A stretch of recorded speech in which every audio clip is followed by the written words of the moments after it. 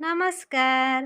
ମୋର ଏଇ ସ୍ୱର୍ଣ୍ଣ ଏଜୁକେସନ୍ ୟୁଟ୍ୟୁବ୍ ଚ୍ୟାନେଲକୁ ଆପଣମାନଙ୍କୁ ସ୍ୱାଗତ। ମୁଁ ଏଇ ଭିଡ଼ିଓରେ ଆପଣମାନଙ୍କ ପାଇଁ ସୁନ୍ଦର ସୁନ୍ଦର ଟିଏଲ୍ଏମ୍ ଗୁଡ଼ିକ ନେଇ ଆସିଛି।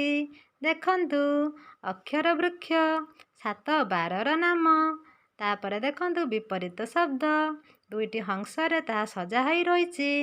ତାପରେ 6 ଋତୁ, 12 ମାସକୁ ନେଇ ଗୋଟିଏ ଋତୁଚକ୍ର ମଧ୍ୟରେ ତିଆରି ହୋଇଛି।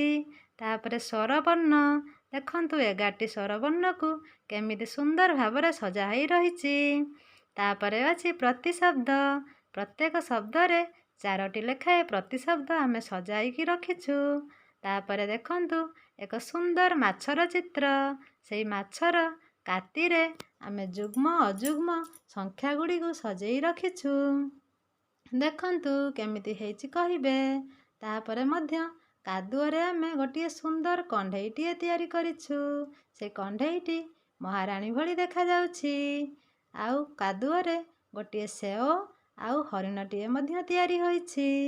ଏଇଭଳି ଭାବରେ ଆମେ ଏଇ ଟିଏଲ୍ଏମ୍ ଗୁଡ଼ିକୁ ସୁନ୍ଦର ଭାବରେ ସଜାଇ ରଖିଛୁ। କାଦୁଅରେ ଆହୁରି ମଧ୍ୟ ଗୋଟିଏ ବତକ, ପାଣିକୁଣ୍ଡ ଆଉ ମୟୂରଟିଏ ତିଆରି ହୋଇଛି। ସେ ମୟୂରର ପୁଚ୍ଛ ଗୁଡ଼ିକୁ ଆମେ ଚାମଚରେ ସଜାଇ ରଖିଛୁ। এই ଭିଡ଼ିଓଟି କେମିତି ଲାଗିଲା ଆପଣମାନେ କମେଣ୍ଟ ମାଧ୍ୟମରେ କହିବେ। ରହିଲି, ନମସ୍କାର।